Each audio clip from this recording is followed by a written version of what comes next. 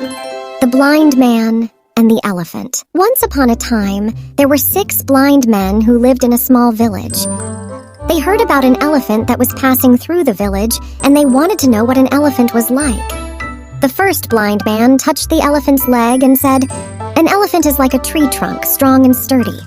The second blind man touched the elephant's tail and said, "An elephant is like a rope, thin and flexible."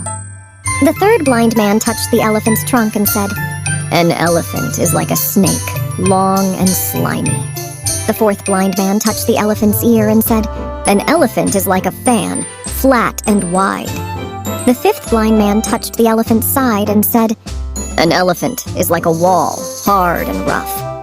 The sixth blind man touched the elephant's tusk and said, "An elephant is like a spear, sharp and dangerous." Each blind man had a different idea of what an elephant was like, based on the part of the elephant that they touched. They argued with each other, each one thinking that they were right and the others were wrong. They couldn't agree on what an elephant was like because they had only experienced one part of the elephant. A wise man who was passing by saw the 6 blind men arguing and decided to help them. He explained to them that they were all right, but only partially right. He said, "An elephant is like all of the things you have described, but it is also so much more. You can't understand what an elephant is like by only experiencing one part of it. You need to experience the whole elephant to truly understand what it is like." The 6 blind men realized that the wise man was right.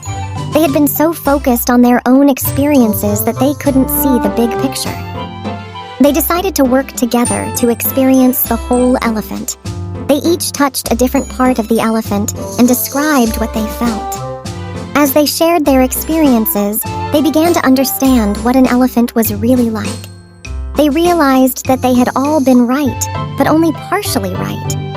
The moral of the story is that everyone has a different perspective, and it's important to listen to other people's opinions and ideas.